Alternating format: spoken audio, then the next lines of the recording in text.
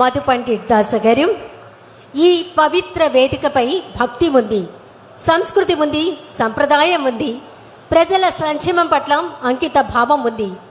ప్రజాసేవే పరమధర్మంగా భావిస్తూ ఆంధ్రప్రదేశ్ అభివృద్ధిని లక్ష్యంగా పెట్టుకుని నిరంతరం శ్రమిస్తున్న నాయకులు, నవ్యాంధ్ర నిర్మాణానికి దూరదృష్టితో ప్రణాళికలు రూపొందిస్తూ సాంకేతికత, సుస్థిర అభివృద్ధి, పారదర్శక పాలన, పెట్టుబడులు, ఉపాధి, మౌలిక సదుపాయాలు, విద్య, నైపుణ్యాభివృద్ధి వంటి అనేక రంగాల్లో రాష్ట్ర ప్రగతి కోసం కృషి చేస్తున్న ప్రజా నాయకులు, ఆధ్యాత్మిక సంప్రదాయాలకు, భారతీయ సంస్కృతికి, దేవాలయాల అభివృద్ధికి ప్రత్యేక ప్రాధాన్యం ఇస్తూ సమాజంలో సనాతన విలువలను మరింత బలోపేతం చేయాలనే సంకల్పంతో ముందుకు సాగుతున్న మన రాష్ట్ర ముఖ్యమంత్రి వర్యులు గౌరవనీయులు శ్రీ నారా చంద్రబాబు నాయుడు గారి అమూల్యమైన సందేశం ఈనాటి జగన్నాథ రథయాత్ర సందర్భంగా అందించవలసిందిగా సవినయంగా కోరుతున్నాం.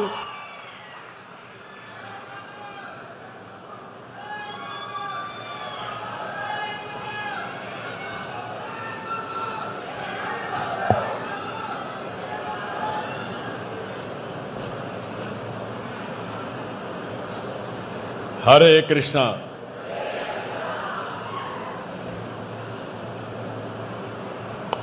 जय Jagannath.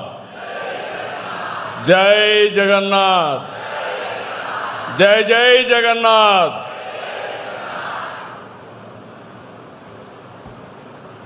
His grace Shri Madhu Pandit Das garu, president ISKCON, chairman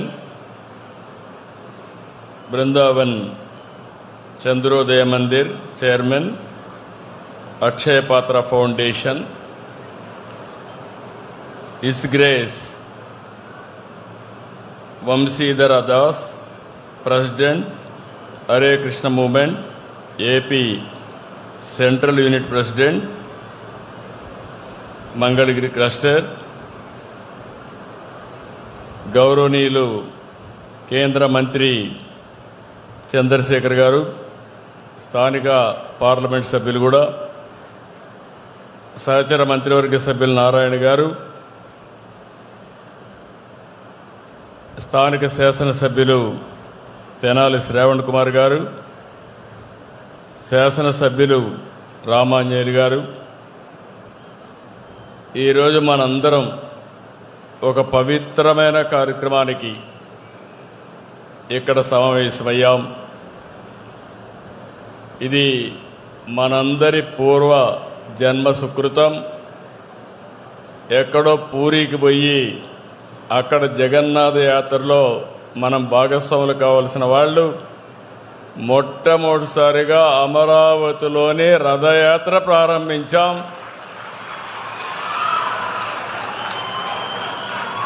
ఈ రథయాత్రలో భాగస్వాములైన మిమ్మల్ని అందరినీ మనస్ఫూర్తిగా అభినందిస్తున్నా. రథయాత్ర అనగానే ఇది ఒక పవిత్రమైన కార్యక్రమం. తలుచుకుంటే ఒక శక్తి, ఒక వైబ్రేషన్ వస్తుంది. భారతదేశ చరిత్రలో జగన్నాథ రథయాత్రకి ఎంతో ప్రత్యేకత ఉంది. అలాంటి రథయాత్రని మొట్టమొదటిసారిగా మన అమరావతిలో నిర్వహించుకోవడం నాకు చాలా ఆనందంగా ఉంది. చాలా గర్వపడుతున్నా. ఇప్పుడే అనౌన్స్ చేశారు, ఇది ప్రతి సంవత్సరం ఇక్కడ జరుగుతుందని. ఇప్పుడే అనౌన్స్ జరిగింది. ఇది ఒక మధురానుభూతి. ఈ యొక్క కార్యక్రమాన్ని మనం తెలుసుకున్నప్పుడు మొట్టమొదటిసారిగా జగన్నాథ స్వామిని, బలదేవుని, సుభద్ర, సుదర్శన్ని స్మరించుకుంటున్నాను. భక్తితో నమస్కారాలు తెలియజేస్తున్నాను. ఇంత గొప్ప కార్యక్రమం ఏడుకొండలవాడి ఆలయం నిర్వహించుకోవడం, అది కూడా అక్షయ పాత్ర ఫౌండేషన్ చైర్మన్ శ్రీ పద్మశ్రీ మధు పండిట్ దాస్ గారికి అదే మరి హరే కృష్ణ గోకుల్ క్షేత్ర అధ్యక్షులు వంశీధర్ దాస్ గారికి నేను మనస్ఫూర్తిగా ధన్యవాదాలు కృతజ్ఞత తెలియజేస్తున్నా. వారి చొరవకి ఇక్కడికి వచ్చిన భక్తులందరికీ కూడా అభినందనలు, శుభాకాంక్షలు. మనందరం కూడా పూరి రథయాత్రను తలుచుకుంటేనే మనస్సు పొంగుతుంది. రథయాత్రకి ఎంతో విశిష్టత ఉంది. ఇలాంటి కార్యక్రమానికి మనం ఇక్కడ శ్రీకారం చుట్టాం. ఇప్పుడే స్వామి గారు చెప్పారు, రాబోయే రోజుల్లో జగన్నాథుడు వచ్చారు, లక్ష్మీదేవి వస్తుంది. ఇక్కడ అమరావతికి తిరుగు లేదు, తిరుగుండదని మరొక్కసారి మీ అందరికీ విజ్ఞప్తి చేస్తున్నా. ఈ రథయాత్రలో భాగస్వాములు కావడం, రథాన్ని లాగడం మనందరికి ఎంతో పుణ్యం దక్కుతుంది. ఇది పవిత్రమైన పుణ్య కార్యక్రమం. ఆధ్యాత్మిక విలువలు, నిస్వార్థ సేవల విషయంలో ఇస్కాన్, అక్షయ పాత్ర ఎంతో గొప్ప పాత్ర పోషిస్తున్నాయి. హరే కృష్ణ మూమెంటం ద్వారా మధు పండిట్ దాస్ గారికి ప్రపంచమంతా కూడా ఆధ్యాత్మిక సేవలు చేస్తున్నారు. దేశంలోని 16 రాష్ట్రాల్లో 3 కేంద్రపాలిత ప్రాంతాల్లో అక్షయ పాత్ర 25,000కు పైగా ప్రభుత్వ పాఠశాలలో, అంగన్వాడీలో ఆహారం అందించే కార్యక్రమాన్ని, ఒక పవిత్రమైన కార్యక్రమాన్ని చేస్తున్నారు. ఇది ప్రపంచంలో ఎక్కడా జరగలేదు. అక్షయ పాత్ర ద్వారా 25 సంవత్సరాల్లో 500 కోట్ల మందికి ఆహారం అందించారంటే అది ఈ ఫౌండేషన్ యొక్క మహత్యం. ప్రతిరోజు మన దేశంలోనే 23 లక్షల మందికి ప్రభుత్వ సహకారంతో పౌష్టికాహారం అందిస్తున్నారు.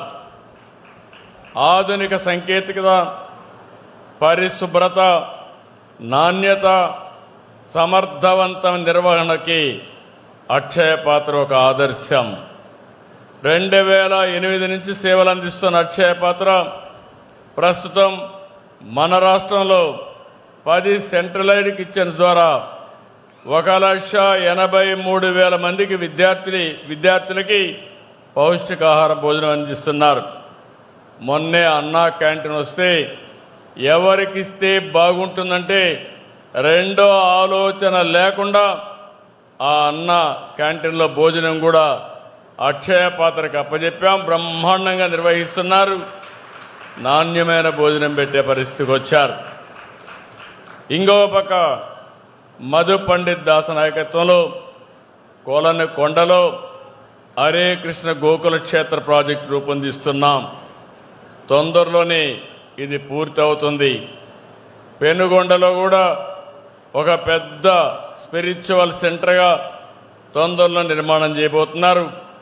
దీనివల్ల మనం అందరం కూడా గుర్తుపెట్టుకోవాల్సింది, ఇలాంటి హరే కృష్ణ వారి ఆధ్వర్యంలో అనేక దేవాలయాలు కట్టారు. వీరి సేవలో ఐక్యరాజ్య సమితి కూడా గుర్తించింది. వేద సంస్కృతిని, జ్ఞాన భక్తి యోగాన్ని నేటి తరానికి అందించడంలో ఇస్కాన్ పాత్ర చాలా కీలకమైంది. నేను ఎప్పుడూ చెప్పేవాడిని, అమరావతి ప్రజా రాజధాని, అమరావతి దేవతల రాజధాని, ఈ రెండు కలిసిన ప్రదేశం మన అమరావతిని మరొకసారి మీ అందరికీ గుర్తు చేస్తున్నాను. ఇలాంటి ప్రాంతాన్ని మనం రాజధానిగా పెట్టుకున్నాం. హిందూ ధర్మానికి ఈ ప్రాంతం ఇప్పటికీ ఒక సాక్ష్యంగా మిగిలింది. అమరావతి రాజధాని ప్రకటించిన సందర్భంలో మీరు చూస్తే దీనికి ఒక స్థల మహత్యం ఉంది. ఆ స్థల మహత్యాన్ని ఇంకా పెంచాం. దేశంలో ఉండే అన్ని దేవాలయాల్లో పవిత్ర మట్టిని, పవిత్ర జలాశయాల్ని అక్కడ పూజ చేసి ఇక్కడ తీసుకొచ్చి ఈ భూమిని పునీతం చేశాం. ఎవరు ఈ భూమిని టచ్ చేయలేరు. అమరావతి శాశ్వతం. ఎవ్వరు కూడా దీన్ని కదిలించలేరని చెప్పి కూడా నేను మీకు తెలియజేస్తున్నా.